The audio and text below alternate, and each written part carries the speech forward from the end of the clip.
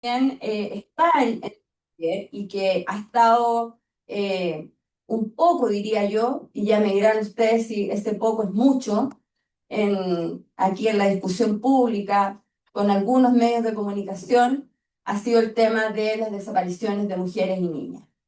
Efectivamente, estamos removidas, ¿cierto? Porque hay defensoras en nuestro país que están desaparecidas, pero el proceso de mujeres y niñas desaparecidas en Chile viene de hace tiempo. Está marcado por los territorios, digamos, que coinciden con los extremos. Eh, Nos sorprenden las cifras que han tenido que ser jaladas, ¿cierto? A la institucionalidad pública a propósito de acciones de transparencia, eh, no solamente lo que plantea la red, sino lo que plantean los tratados internacionales en materia de derechos humanos, entre eso la Convención Belén do Pará y su recomendación número 2, es que la desaparición de mujeres y niñas es una de las manifestaciones más extremas de violencia. Y va en la línea de lo que nosotras, como país que sale de una dictadura, ¿cierto? Y de graves violaciones a los derechos humanos, entiende como gravedad, ¿no? Porque no solamente es que nos faltan mujeres y niñas, sino que nos falta verdad, nos falta saber dónde están esas niñas. Y como decía Isadora, cuando aparecen, queremos saber qué les pasó y en qué condiciones aparecen. Y esa información no las tenemos. Tenemos familias que las siguen buscando sin recursos, y nuevamente, los recursos no son solamente los recursos materiales, los recursos simbólicos también. Por lo tanto, ahí también hay una tremenda deuda del Estado respecto de qué está pasando con esas mujeres y niñas desaparecidas. En la memoria, por lo pronto, Tiare, Tania y Catalina. Esto es un compromiso porque uno adquiere también compromisos y vinculaciones, ¿cierto? A propósito de haber conversado con las familias. ¿Sigo bien con el tiempo? Estamos hasta aquí. Hasta aquí me quedo y en una próxima ronda continuamos. Sí, muy bien. Mónica, has cumplido con excelentemente el todo. Has abordado distintas materias desde la violencia simbólica, poniendo el acento en ello. eh, Además, cómo ver a la justicia, asintiendo también a lo que nos explicaba Isadora en el inicio. Y ahora es el momento de Catalina de Toni, quien tiene la oportunidad también de comentar los resultados en vínculo con esta nueva ley. Muchas gracias. Eh, bueno, respecto a la implementación de la ley integral, el mayor desafío es que la violencia contra las mujeres y niñas sigue siendo un fenómeno estructural. Este fenómeno se va manifestando en las distintas esferas de nuestra vida, en lo privado y en lo público, lo cual finalmente aborda nuestra cotidianidad. O dicho de otro modo, el contexto social, político, económico, cultural y demás en el cual se desenvuelven nuestras vidas. Este contexto o estructura es complejo y se debe considerar que todo conversa con todo. Con esto me refiero a que lo político afecta a lo económico, esto a su vez afecta a lo social, esto a su vez afecta a lo cultural. Esto puede ser en otro orden, de hecho no es lineal, sino que es un entramado de condiciones que determinan nuestra manera de vivir. En este sentido, Chile presenta desafíos complejos. El 1% más rico de la población, perdón, sí, el 1% más rico de la población concentra casi el 50% de la riqueza, casi la mitad de la riqueza de nuestro país, mientras que el 50% de los trabajadores gana 583.000 pesos, menos de esa cifra. Bajo este escenario de profunda desigualdad, las mujeres además afrontan brechas salariales. Según el estudio Los verdaderos sueldos de Chile, realizado por Fundación Sol, utilizando datos de la encuesta suplementaria de ingresos de 2023, el 26,6% de las mujeres percibe un ingreso menor o igual a 360.000 pesos, es decir, al menos una de cada cuatro mujeres. eh, que están, digamos, inmersas en el mundo laboral, en comparación con un 14,9% de los hombres que están en esta misma situación. En la otra cara, de ingresos más altos, digamos, tan solo un 9,2% de las mujeres percibe un ingreso superior a 1.500.000 en comparación al 14,5% si analizamos el caso para los hombres. Si nos referimos además a la calidad del empleo, según el informe mensual de calidad del empleo realizado por Fundación Sol, con datos obtenidos de la Encuesta Nacional de Empleo del trimestre abril-mayo-junio de 2025, es decir, son datos recientes, el 27,6% de las mujeres ocupadas tiene un empleo informal, en comparación al 24,8% de los hombres, es decir, estamos hablando de casi 3 puntos porcentuales más. Sumado a esto, según el estudio Mujeres y Pobreza de Tiempo en Chile, realizado también por la Fundación Sol y utilizando los datos de la Encuesta Nacional del Uso de Tiempo, que tuvo su segunda versión en 2023, más de la mitad de las mujeres en Chile, un 51,4%, se encuentran en situación de pobreza de tiempo. Esto quiere decir que a estas mujeres les falta tiempo disponible para actividades como el descanso o el ocio. Estamos hablando de necesidades como dormir, comer, asearse y, por supuesto que no menor también el ocio, el tiempo para la dispersión. En el caso de los hombres, esta cifra desciende a un 41,5%, es decir, prácticamente 10 puntos porcentuales por debajo de las mujeres. Y también es una cifra alta, es decir, en el caso de las mujeres, al menos 5 de cada 10 están en esta situación de pobreza de tiempo y en el caso de los hombres, 4 de cada 10. Y esta situación de pobreza de tiempo se incrementa con situaciones como, por ejemplo, los ciclos de vida familiares, cuando estas, ya sea hogares monoparentales o biparentales, están a cargo de la crianza de menores de 6 años. Este porcentaje en el caso de las mujeres supera el 70%. La agudización del problema de bajos salarios, calidad del empleo, pobreza de tiempo y entre otros factores para las mujeres se relaciona directamente con la división sexual del trabajo. En relación a los avances que puede significar la implementación de la Ley Integral para prevenir, sancionar y erradicar la violencia de género contra las mujeres, es que esta ley reconoce la violencia contra las mujeres como un fenómeno continuo y con diversas manifestaciones, lo cual amplía el marco de acción de las políticas públicas. ¿Ya? Para ejemplificar, por ejemplo, si hablamos de la ley de violencia intrafamiliar, esta se encuentra tipificada desde el 2005 dentro de la ley 20.066. Esta ley, sin embargo, estuvo limitada por años a un enfoque familiarista centrado en las relaciones conyugales o de convivencia.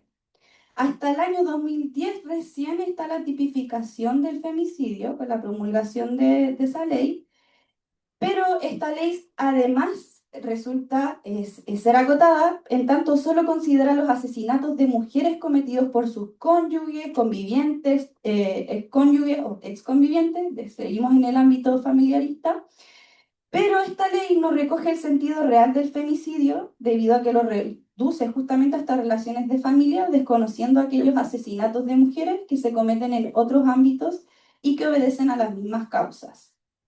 Estos reparos a estas leyes,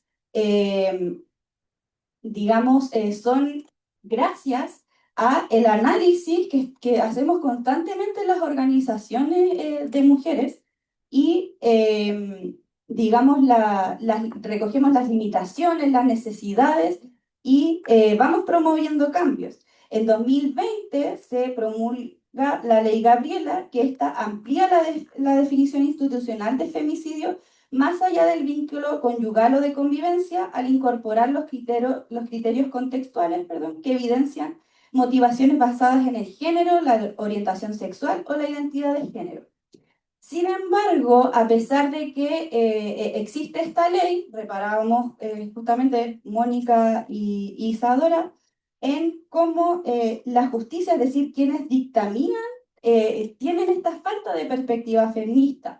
Lo hemos podido notar en el análisis de los femicidios, ya que desde 2020 en adelante, desde la promulgación de esta ley Gabriela, El registro de Cernamec, que estamos constantemente monitoreando el registro de femicidios en comparación al registro que hace la Red Chilena contra la Violencia hacia las Mujeres desde el año 2000 aproximadamente, es decir, antes que se tipificara el femicidio, se ha ido acercando este registro. Ya van, el registro de Cernamec ha subido un poquito sus cifras respecto, ha reconocido más femicidios en el fondo, pero hemos notado que, claro, cuando se trata de un femicidio perpetuado por un desconocido, es un caso que probablemente van a reconocer como femicidio, pero cuando ocurre en el ámbito de familia o ya sea perpetrados por amigos, etcétera, conocidos, eh, no está esta perspectiva y no quedan reconocidos como femicidio. Eh, entonces, de esta manera, esta nueva ley que reconoce, amplía esta mirada familiarista, reconociendo las distintas formas en que la violencia se expresa en el ámbito público y privado, contribuye a trascender esta mirada familiarista que ha tenido el Estado chileno sobre la violencia hacia el reconocimiento de las distintas formas en que ésta se expresa. Además, establece lineamientos para garantizar su acceso con debida diligencia y evitar la victimización secundaria, junto con otorgar asistencia y representación judicial. Y es que todas estas condiciones, digamos, van abriendo algo tan simple, por ejemplo, como más presupuesto, que muchas veces es lo que nos limita. Ahí teníamos entonces a Catalina de Toni por la 102.5 FM por el Facebook de la Red Chilena contra la Violencia hacia las Mujeres, comentando lo que ha sido la aplicación de esta ley integral, los desafíos, avances y oportunidades que se han abierto desde su implementación hace un año, ya lo recordábamos a propósito de una noticia reciente emitida también por el Ministerio de la Mujer. Un año se ha cumplido de esa ley, pero hay otro tema que ha permanecido más aún, que es la seguridad, y es tema que ha envuelto todo el informe mismo, todos los años, las conversaciones que nosotros estamos teniendo, para mujeres, niñas y diversidades, disidencias sexogenéricas, la importancia de este tema más aún cuando el fortalecimiento de discursos y contextos autoritarios está presente. Mónica, te doy el pase a ti para enfrentar esta pregunta desde tu perspectiva y cómo te ha tocado mirarlo también desde la región. Tú misma nos decías que ves el panorama también regional. ¿Qué significa seguridad para las mujeres, niñas y disidencias? Antes de entrar en una frase cliché que voy a decir, quería retomar un poco lo que decía Catalina respecto de este panorama de las mujeres en el trabajo, y pensaba a propósito de las conmemoraciones de las leyes en la ley 21.643 respecto, que es la ley CAE, ¿sí? Que esas mujeres que están precarizadas en su trabajo y que están sin tiempo para vivir, son las que mayoritariamente están denunciando acoso laboral, poco acoso sexual y poco violencia en el trabajo, y son mayoritariamente mujeres jóvenes, la mayoría que están denunciando. Son en algunos casos menores de 39 y en algunos casos menores de 35 años. Entonces, yo pienso en la responsabilidad que tenemos. Ay, yo sigo echándonos responsabilidades, pero de informar respecto de nuestros derechos, porque pienso que son mujeres jóvenes que están viviendo esa situación de violencia y que tienen temor y que piensan tener de temor de denunciar, van a denunciar igual en estas instituciones que no creen. Entonces ahí hay un desafío institucional. Dicho eso, voy al tema de seguridad. Entonces ahora voy a recurrir a la frase cliché, que es: agradezco su pregunta, Tania, del concepto de seguridad. Porque ahí yo tengo dos cosas con el tema de seguridad. Una que tiene que ver con un tema muy simbólico, que es la urgencia de que las mujeres y las feministas nos apropiemos del concepto de seguridad. O sea, es un tema, una cosa como inminente, porque es tal el nivel de una agenda pública tomada por el tema de la delincuencia, tomada por el tema del narcotráfico, de la criminalidad organizada, de la criminalidad compleja, del crimen organizado, de la delincuencia transnacional, donde cruza el concepto de seguridad con términos que poco y nada se entiende, que si no nos apropiamos del concepto de seguridad como lo hemos tenido siempre, que es que la inseguridad para las mujeres está mayoritariamente adentro de las casas, como lo evidencia el informe de homicidios de Naciones Unidas todos los años a propósito de 89.000 homicidios o muertes violentas de mujeres o femicidios y 85.000 y cifras que no bajan a propósito de que la mayoría de esas muertes violentas suceden adentro de las casas y no como lo dicen las encuestas de que las mujeres están muertas de miedo en lo que pasa en los espacios públicos, que sí, pero que, comillas, las matan en sus casas.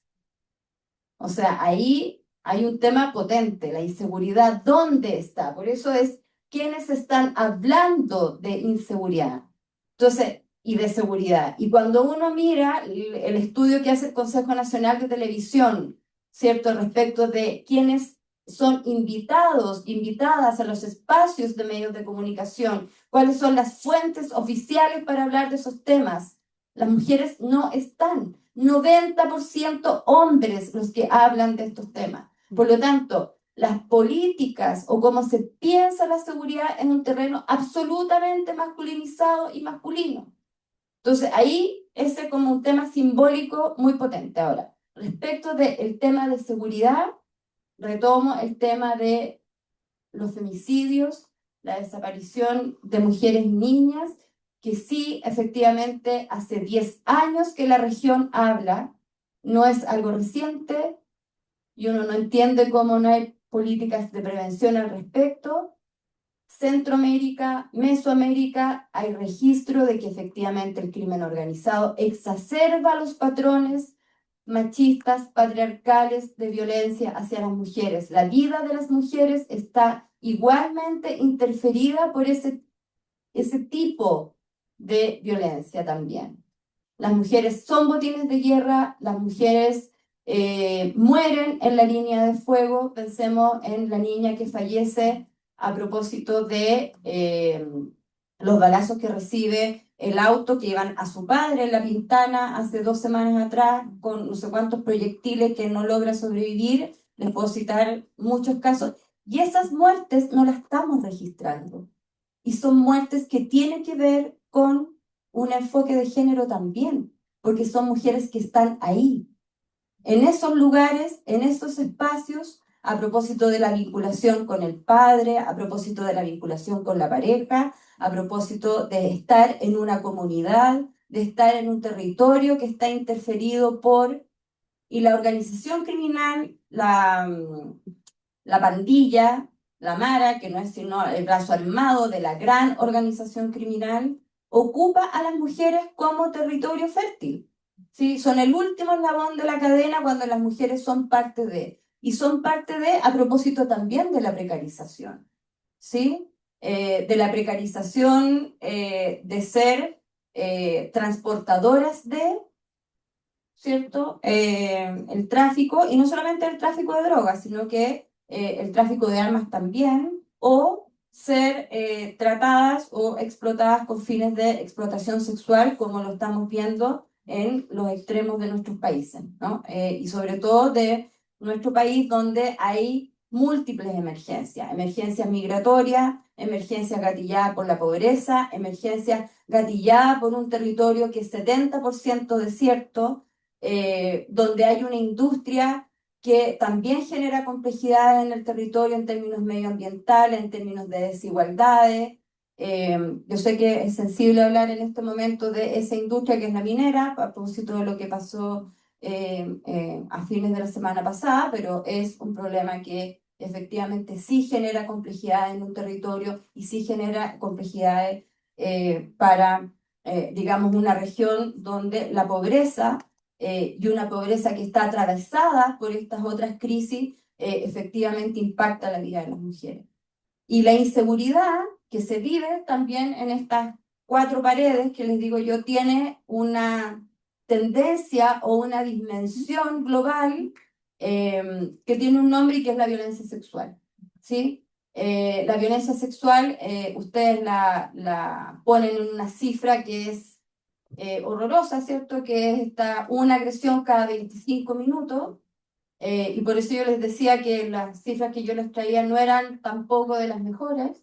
En el caso del cuarto informe de implementación, ¿cierto? De la Convención Belén do Pará para la región, tenemos otros datos que nos hablan de 1.200.000 embarazos de niñas y adolescentes en la región, lo que ya sabemos que implica aquello.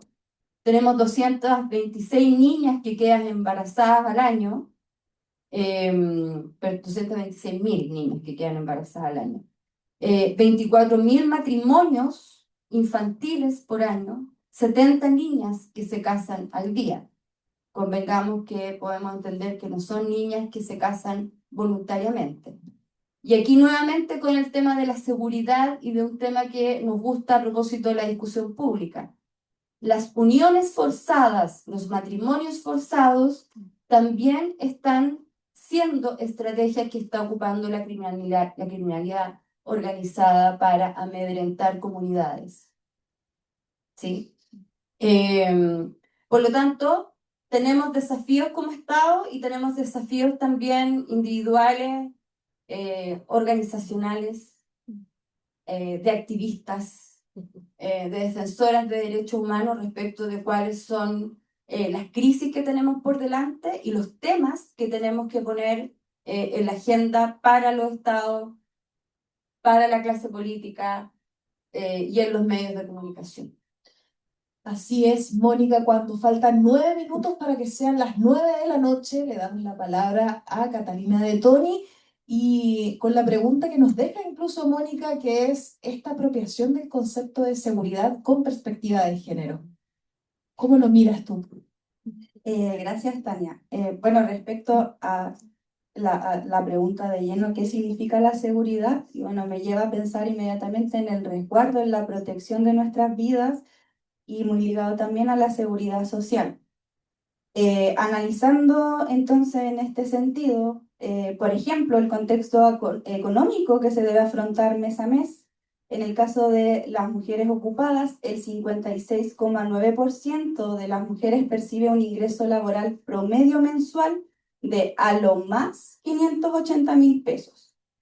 Con esto podemos concluir que más de la mitad de las mujeres ocupadas dispone a lo más de esta cifra para comer, para trasladarse a su trabajo, para arrendar, para pagar las cuentas básicas de su hogar, luz, agua, gas, internet, para adquirir vestuario, invierno, verano, entre otras necesidades o aspectos, considerando también, por ejemplo, el ocio, el deporte, incluso también la atención de salud, considerando todas las deficiencias que tiene este sistema. Y partiendo por algo tan básico, digamos, es que, por ejemplo, para un consultorio se me exige ir súper temprano en la mañana, hacer una fila, no sé, voy a estar ahí un tiempo incierto esperando y trabajo. Y este trabajo me da un monto X que incluso me está dificultando sostener mi vida y las necesidades. Es más alarmante aún que alrededor de 1 de cada 4 mujeres ocupadas, es decir, que percibe un ingreso producto de su ocupación principal, cuenta con a lo más 360.000 pesos para resolver todas estas necesidades que mencionábamos. La escasa autonomía económica entonces nos pone en un escenario abrumador. Esta situación se agudiza en el caso de las madres, quienes deben sostener otras vidas y por supuesto sus necesidades, y algunas incluso deben afrontar escenarios de incumplimiento de pensión de alimentos. ¿Les extraña entonces los índices a la baja respecto a la maternidad? Pensemos ahora en las mujeres jubiladas. Según el estudio Pensiones bajo el mínimo realizado por Fundación Sol, que analiza los montos de las pensiones que paga el sistema de capitalización individual en Chile, estos montos son capturados del año 2023, es decir, la totalidad de las pensiones que se pagaron el año 2023. Bueno, respecto a las mujeres, estas pensiones son de un monto promedio de 232.141 pesos o menos. Respecto en el caso para los hombres, esta cifra asciende a 398.429, que de todas maneras es un monto insuficiente para cubrir las necesidades de la vida. Respecto a las diversidades y disidencias sexogenéricas, la situación es que ni siquiera contamos con el levantamiento de información respecto a su afectación. Es decir, este grupo de personas no se registra como tal en las encuestas, por ejemplo, de presupuestos familiares, de ingresos, entre otras encuestas que nos ayudan como una especie de termómetro para saber las condiciones en las que se están desenvolviendo nuestras vidas. En este sentido, se invisibiliza la experiencia de este grupo de personas en estos aspectos. Bajo este escenario de falta de datos, digamos, estudios como caracterización del empleo en la comunidad trans, travesti y no binaria realizado por Fundación Sol en conjunto con OTD y la encuesta nacional de salud trans realizada también por OTD son los pocos pero valiosos datos que caracterizan la experiencia de las diversidades respecto a la atención en el sistema de salud, por ejemplo, y su situación respecto a la calidad del empleo. Y los mínimos avances, como por ejemplo incluirles en el registro del censo, con sus reparos metodológicos y todo, peligran frente al fortalecimiento y de discursos y contextos autoritarios, así como también peligran políticas públicas que apuntan, por ejemplo, a aumentos salariales, reducciones de jornadas de trabajo, considerando que la pobreza de tiempo afecta al menos a 4 de cada 10 personas en Chile. Políticas que apunten a mejores pensiones, entre otros aspectos, a la seguridad del vivir. Bien, Catalina, muy responsable con el tiempo. Sí. Quedan 4 minutos para que terminemos esta parte de la presentación del dossier. Recordarle a nuestros auditores y a nuestro público presente que estamos en el marco de la presentación del dossier informativo 2024-2025. Se han entregado los datos, hemos discutido al respecto y próximamente vamos a tener un espacio de conversación en el que el público va a poder plantear algunas preguntas a nuestras invitadas. Por ahora, los dejamos hasta aquí en lo que refiere a la programación al aire. Los invito a seguir en la 102.5 FM porque viene el programa Tras las Líneas. No se separe de nuestra sintonía.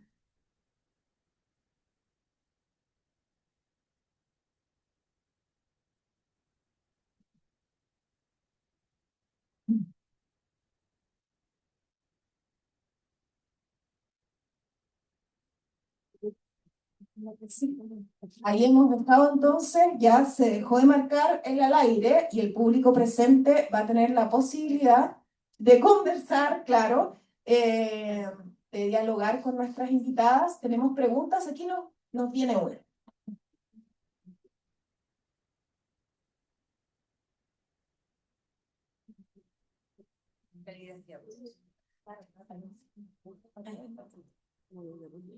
¿Existe alguna investigación o estadística con respecto a los abusos?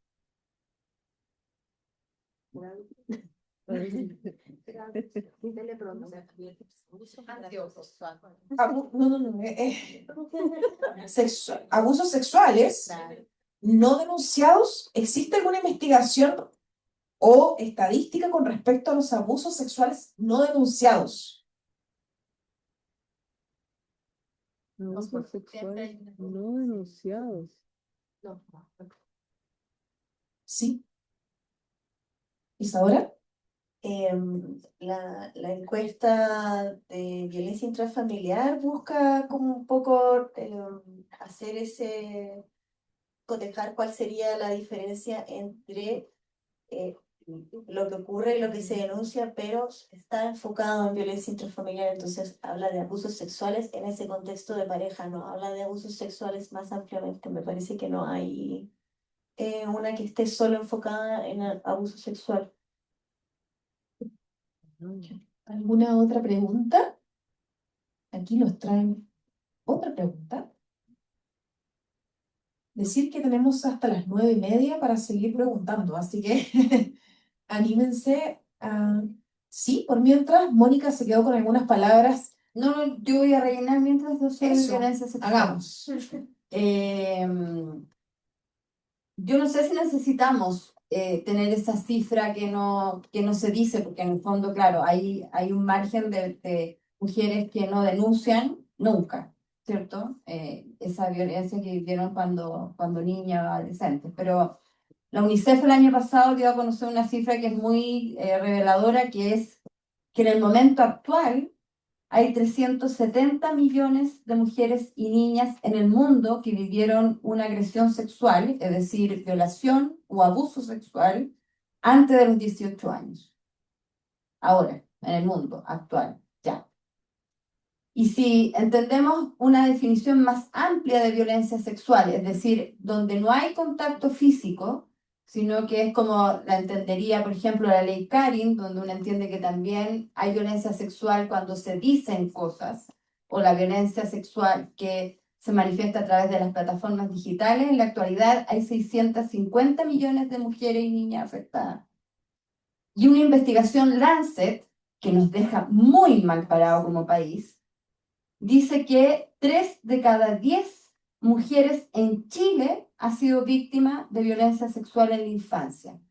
Estamos dentro de los 4 países con mayor violencia sexual hacia las mujeres. Estamos sobre el promedio global. O sea, en Chile es un problema la violencia sexual. Y Lancet, digamos que es un núcleo de investigación no menor, mientras es un relleno. Catalina, quería sumar una reflexión. Sí, quería, ahí como salió la palabra estadísticas, datos, referirme a este sistema integrado de datos Sí. que se lanzó ahora en el marco de, el aniversario, aniversario sí. de la ley. Y es que, bueno, yo asistí a la presentación de ese sistema, por parte de ahí nos invitaron a la red, y resulta... ay, no, no sé si es, bueno, no estamos al aire, vergonzoso. Resulta vergonzoso. Lo siento. Bueno, vergonzoso. Que, por ejemplo, este sistema, el gran avance y que no es menor, es que en el fondo, si yo voy a realizar una denuncia, se me va a abrir una carpeta en un sistema que luego, a medida de que vaya avanzando el proceso, o que ya si hablé con, no sé, la señora Rosa y después me entiende María, y etcétera, etcétera, etcétera, hace que yo no esté contando cada vez.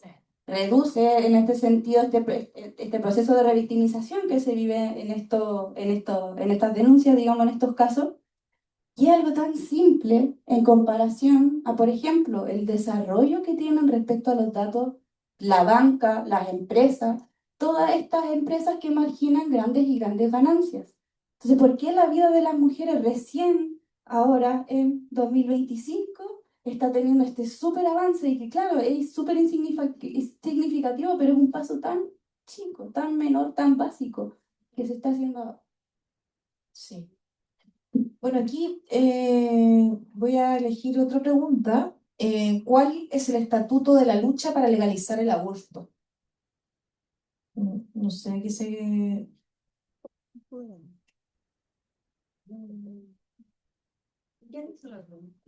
No sé. ¿Del público? como el tratado? ¿Sí? ¿Cómo se enmarca esta? ¿Sí? ¿Es como se enmarca la discusión en torno al aborto? Ay, qué Francia. Sí. El estatuto de la igualdad en un país. Quería preguntar cuál es la atmósfera en la que funciona la lucha para legalizar el aborto porque toma más tiempo. Ah, claro, más contexto, que está pidiendo contexto en torno a la discusión del aborto y a nivel legal no se ha llegado a esta demanda. Sí, si no me equivoco, en Francia ya está a nivel constitucional. Sí, no, nos faltan 3 millones de años para llegar a eso. Estamos en un cambio, se está discutiendo a nivel del Congreso una propuesta legislativa que permita un sistema de plazos, parecido a lo que podría tener Alemania, ¿sí? Pero en Chile hay sectores conservadores que van desde lo que uno podría reconocer como la izquierda hasta la derecha, que en realidad no se ponen de acuerdo que las mujeres tienen derecho a decidir, ¿sí? Es decir, es variopinto en todo ese... No, variopinto no me vas a entender. Es transversal, ¿cierto? A la izquierda y a la derecha, entonces es una discusión difícil porque todavía no está en categoría de derecho, sino que todavía en categoría de una discusión valórica, ¿sí? Ligada a la moral más que a los derechos de las mujeres. Además decir que hemos llegado a las 3 causales hasta ahora. Sí. Estamos solo en las 3 causales. Extremos. Extremas. Claro, además extremas. Excepción. Vamos con otra pregunta y se agradece la visita internacional, ¿ah? Un aplauso, por favor. ¿Pueden profundizar en el vínculo entre la concepción de seguridad y las estadísticas laborales, ingresos y acceso de las mujeres? ¿Pueden profundizar en el vínculo entre la concepción de seguridad y las estadísticas laborales? Yo creo que eso iba para ti, Catalina.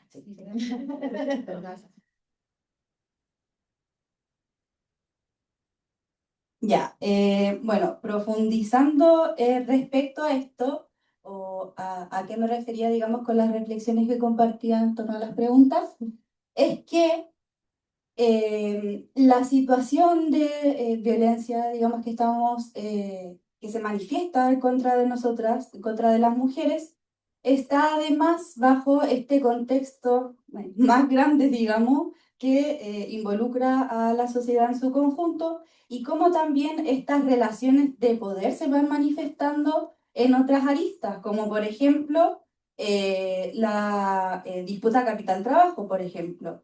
Entonces, en este sentido, también la seguridad social es un marco más grande de lo que hablamos y entendemos hoy día en Chile, limitado muchas veces a hablar de pensiones solamente y comprendería además más aristas, que incluso se puede extrapolar, digamos, todas estas condicionantes que implican una seguridad social, que es en el fondo todas estas implicancias o que tiene el desarrollo de cada vida, no sé, salud, educación, algo tan básico como la alimentación ni siquiera está asegurado.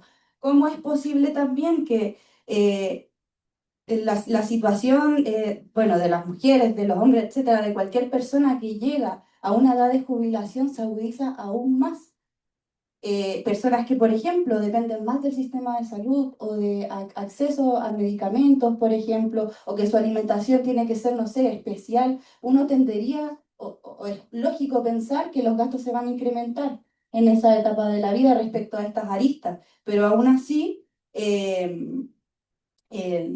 los montos, digamos, que se pagan en pensiones no están conversando con esta realidad, que es lo que se necesita, y en cambio se siguen reforzando sistemas, por ejemplo, en este caso el de las AFP, que en el fondo a quienes más beneficia es a el empresariado. Es una caja de plata mes a mes que se va generando y de la cual disponen libremente, digamos. Más aún en el contexto de Chile, que no sé, los empresarios están, Piñera fue un presidente, entonces está muy ligada la política y las políticas públicas que se van generando con respecto a proteger a esta clase de altos ingresos. Y ¿Puedo seguimos agregar con algo? lo... Claro, Isadora. Que a mí me parece que es muy decidor que la mayoría de las mujeres que están encarceladas en Chile es por la ley de microtráfico, y eso es porque en este escenario en el que tienen que compatibilizar cuidado y tienen que además mantener a sus hijes, al final tienen que echar mano de lo que pueden y algo que les da ingreso, que les da tiempo y que luego tiene consecuencias que pueden ser graves para su vida, porque además a estas mujeres se les suele criminalizar mucho más que en el caso de los hombres, suelen enfrentar penas que son mucho más duras que las que enfrentan los hombres por delitos peores y suelen pasar mucho tiempo en prisión preventiva y eso también tiene consecuencias en el vínculo que tienen con sus hijos, en el vínculo que tienen con sus familias y finalmente empieza a profundizarse cada vez más la precariedad en sus vidas.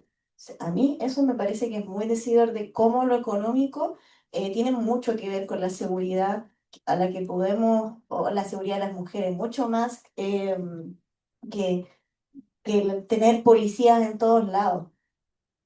Sí. 9:09 de la noche y seguimos transmitiendo por Facebook de la Red Chilena contra la Violencia hacia las Mujeres. Y ha llegado otra pregunta. La prensa ha instalado términos como zonas rojas para los barrios violentos. ¿Qué pasa con las zonas rojas para las mujeres?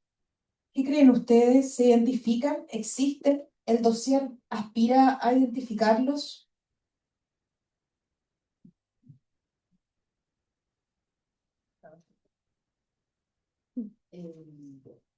¿O les parecería al menos oportuno hacerlo? A ver, es que justamente el tema de las zonas rojas, o lo que se conoce como los hotspots, se me salió la criminalista. Tiene que ver justamente con identificar dónde están esos puntos calientes respecto de, comillas, donde roban más autos en determinadas zonas de Santiago, donde roban, hacen carterazo, portonazo, lanzazo, turbazo y todo lo que termina en azo. Encerrado. Claro, uno podría pensar, ¿cierto? En identificar, hacer una suerte de mapeo en las distintas regiones del país o los territorios comunes del país donde se cometan más delitos que una podría identificar que se cometen hacia la mujer. Pero nuevamente, esos puntos rojos van a estar adentro de las casas. O sea, la violencia intrafamiliar es adentro de las casas, la violencia femicida es adentro de las casas, la violencia sexual es adentro de las casas, ¿sí? Con esto no quiero minimizar ni banalizar la violencia que viven las mujeres en lo público, que es igualmente grave, o en los espacios digitales, o en las plataformas digitales, que es igualmente grave. Pero si uno dimensiona en términos de número, de porcentaje, de proporción, esos puntos calientes, entre comillas, van a estar adentro de las casas. Por eso es engañoso en términos de comunicación política cuando las grandes encuestas hacen estas preguntas donde usted se siente insegura en el transporte público. Claro, las mujeres van a decir sí, nos sentimos, pero no van a preguntar en qué condiciones usted se encuentra dentro de la casa, cómo está la relación con su pareja, cómo la está viviendo o recurrentemente no hacen estas grandes empresas encuestadoras o las que son no tan grandes, pero hacen encuestas recurrentes preguntando por la violencia que viven las mujeres en las plataformas digitales, ¿sí? Entonces, digo, ahí hay todo un juego de comunicación que se hace con las encuestadoras, cómo crean opinión respecto de cuál es el tipo de violencia que está viviendo las mujeres ahora. Y además, Mónica, instalando también ahí mismo el debate entre lo público y lo privado, ¿no? O sea, saco registros de lo que pasa en las casas, no porque es del ámbito privado, siguiendo con esa misma excusa de cuando el lema y lo que ha levantado justamente la lucha feminista también es que el espacio público y privado se ha difuminado, pues lo que pasa en las casas también tiene incidencia en las políticas públicas después. Y tiene que ver con los compromisos que el Estado tiene que Exacto. cumplir, porque la Grendo Penal lo que dice es que la violencia hacia las mujeres es un problema público y es una violación a los derechos humanos. Por lo tanto, el Estado tiene que hacerse responsable en todo lo que ya dijimos al inicio, ¿no? Entonces, insisto, aquí hay un tema de cómo se engaña, ¿cierto? Y volvemos permanentemente a el punto cero y escuchamos al fiscal, al juez, al político, al ministro hablar de la violencia que sucede en lo privado, al que está siendo investigado, es que esto en realidad es un problema entre yo y ella, es que esto pasó hace tanto tiempo, pero fue en la habitación. Entonces, todo eso va minorizando un tema que es una violación a los derechos humanos, porque ya se ha dicho que es direccional, sistemático, histórico, etc. Seguimos con la ronda de preguntas del público, nos han llegado varias y estamos contentos por eso, así que vamos al tiro con una que apunta a la comunidad LGTBIQ más incidencias. ¿Creen que esta alza de denuncias de la violencia para este grupo devela la cifra sobre los casos no denunciados? ¿Tendría relación con ello? ¿O derechamente es también parte de este aumento de la violencia? ¿Podrían esos datos, digamos, estar dentro de ese grupo que no denuncia? Esa es como la pregunta, entiendo. Según lo que me dijo el público, si es que no hay alguien que la pueda aclarar. Sí, ahí va.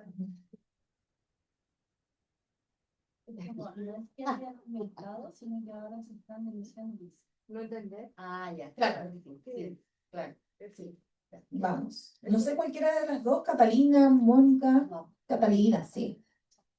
Catalina, ¿qué pasa con estos datos que no se denuncian? ¿Corresponden también a esta violencia LGBTI más? LGTBI más. Bueno, hemos hecho una reflexión similar. Por ejemplo, esto lo puedo ejemplificar con la pandemia y, por ejemplo, esta misma denuncia referida a violencia intrafamiliar. En la pandemia hubo un aumento. Por un lado, puede ser explicado porque efectivamente estábamos más tiempo dentro de nuestras casas, pero también hay un factor súper relevante que es, por ejemplo, que empezó a aumentar la denuncia, por ejemplo, efectuada por vecinos, por vecinas, y en este sentido se empezó a capturar o registrar estas alzas.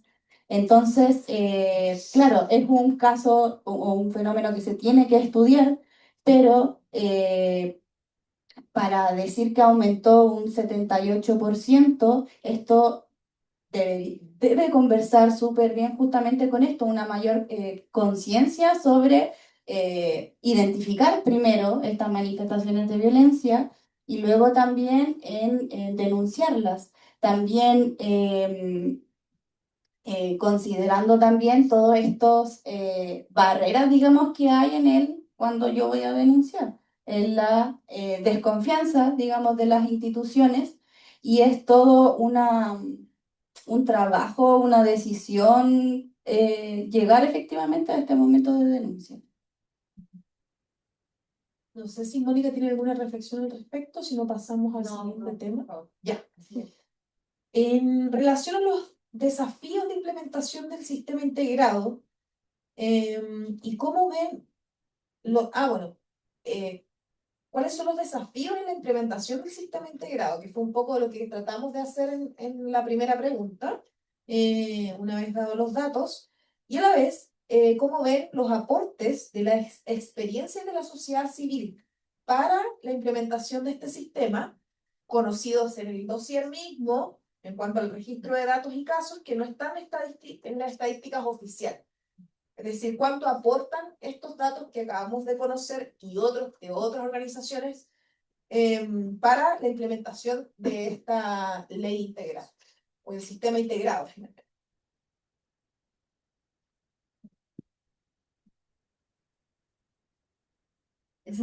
Esas son preguntas para el Estado. Totalmente. Yo lo único que podría decir al respecto, que no, y no sé aquí cómo cruza sociedad civil, o sea, sociedad civil tiene que monitorear cómo va a funcionar este sistema integrado.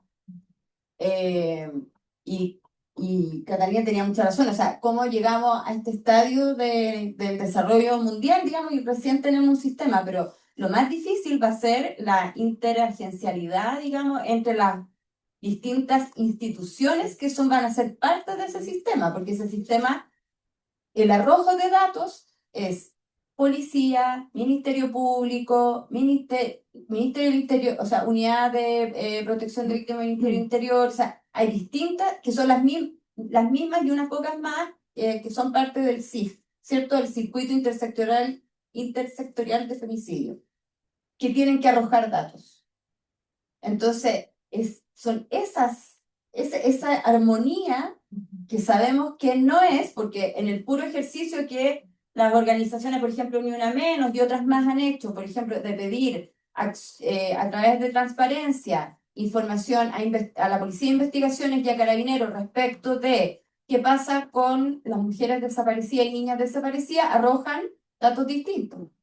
No tienen los mismos datos. Entonces, ahí es donde está el desafío. ¿Cómo hacemos que, por ejemplo, las policías tengan los mismos datos que esos datos estén efectivamente desagregados por... ¿Cómo van a estar desagregados? ¿Cómo van a definir las categorías? Porque las vamos a definir por género femenino, masculino solamente, Mm, o va a ser mm, género masculino, género femenino, trans masculino, no binario, mm. o sea, de verdad que ahí hay un desafío de cómo vamos a categorizar, ¿cierto? Distintamente, o sea, es trabajo. O sea, para quienes trabajan el tema de datos y trabajan, por ejemplo, en violencia, saben que armar ese tipo de categoría es un desafío. Y dentro de la cultura organizacional también del Estado, el tener que defender esa categorización, porque además tenemos que entrar a defender que eso vale. Catalina, no sé si quieres decir algo al respecto, si no te doy esta otra pregunta, que creo que te va a gustar.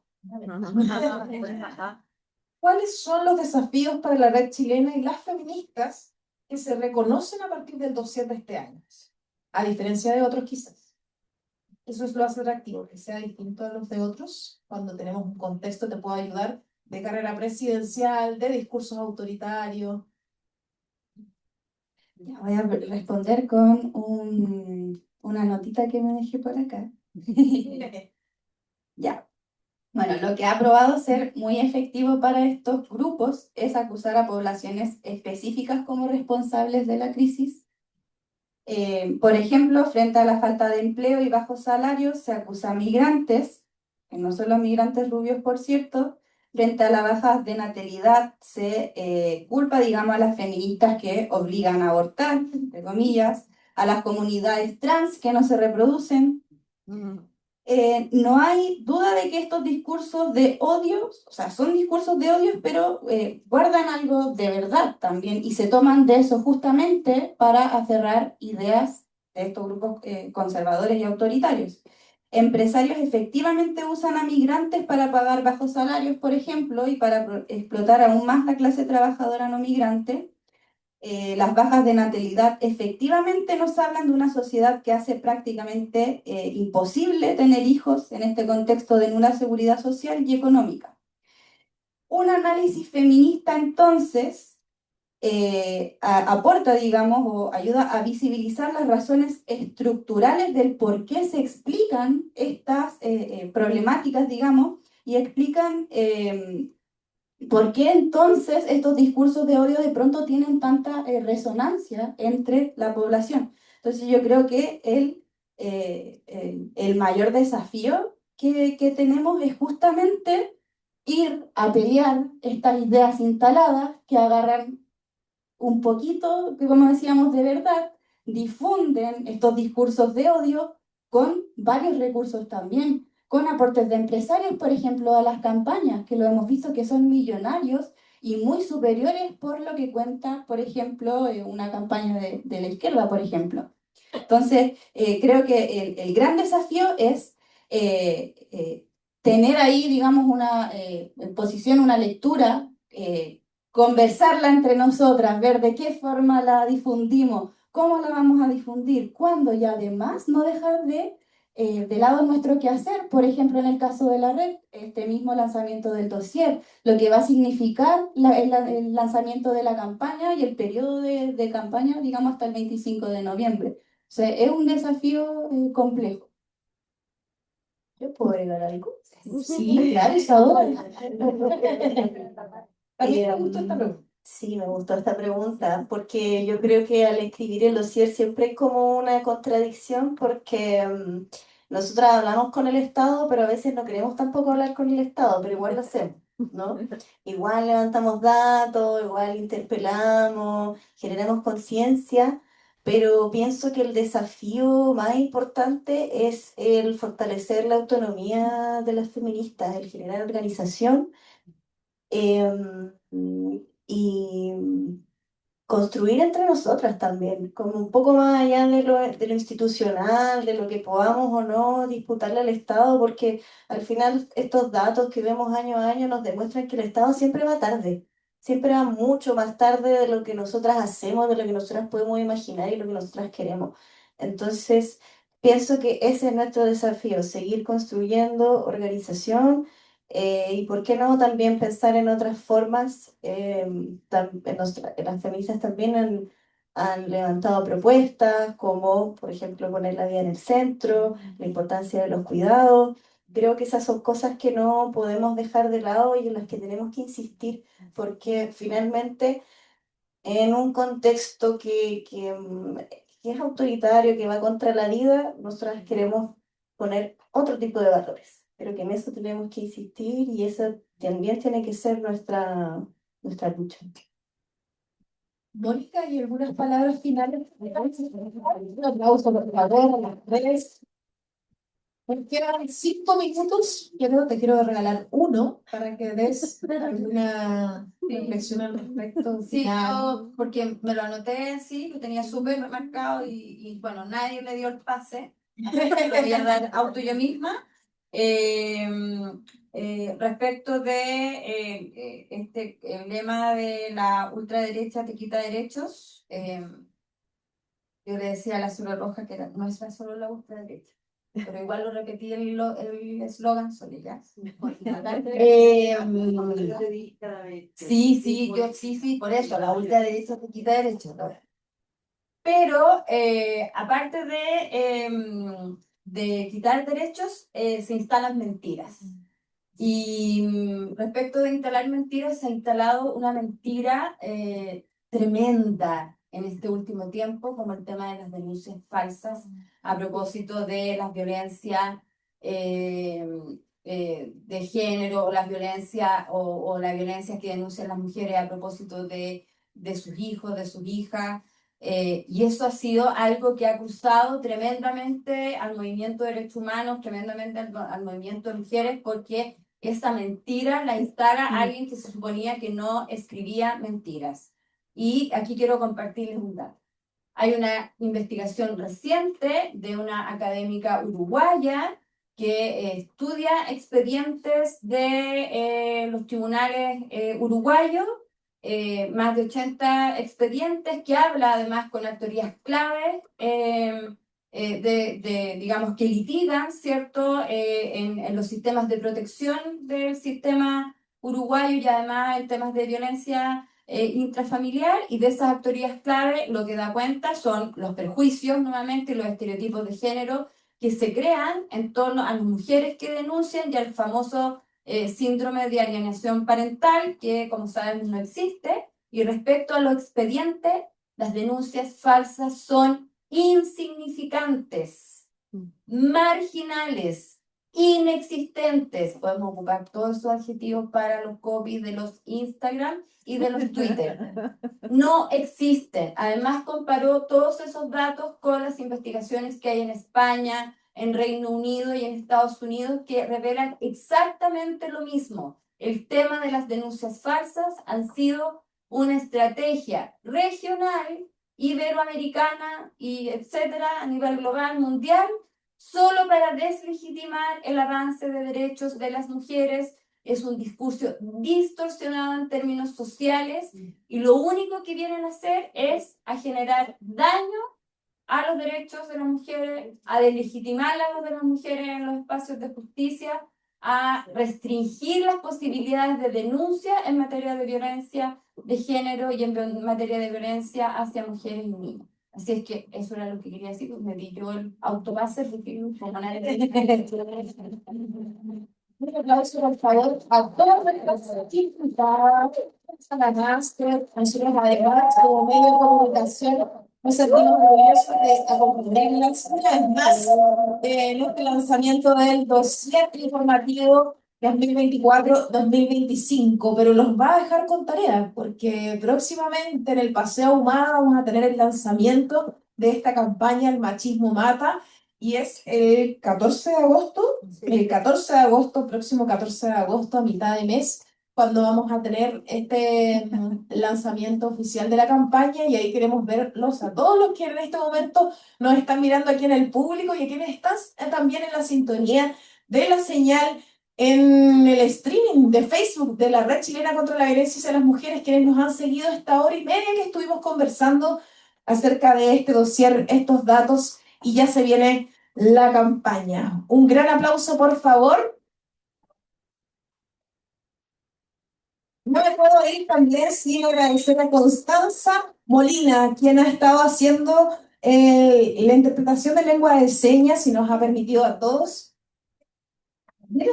Geraldine, todos. Y claro que sí, las dos han estado haciendo esta interpretación que nos permite a todos además estar enterados de estos nuevos datos. Nos despedimos, muchas gracias a todos.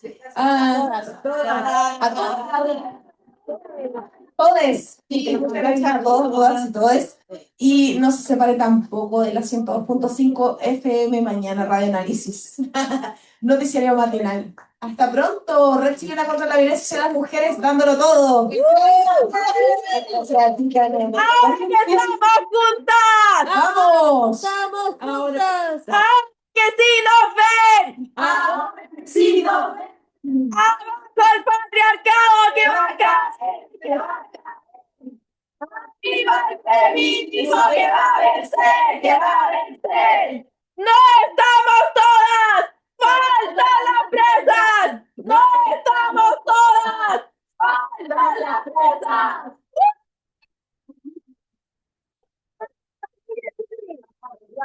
¿Dónde está Julia Chuyin? ¿Dónde está Julia Chuyin? ¿Dónde está Julia Chuyin? Que entreguen a Julia Chuyin. Que entreguen a Julia Chuyin. ¡Que entreguen a Julia Chuyin! ¡Que entreguen a Julia Chuyin! Que entreguen a Julia Chuyin. Ahora sí. Y lo otro, que Compañeras, a todas, una fotito entre todas.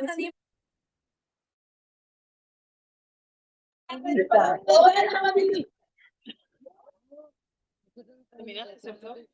¿No? Estoy tratando de finalizar. A ver, cubre.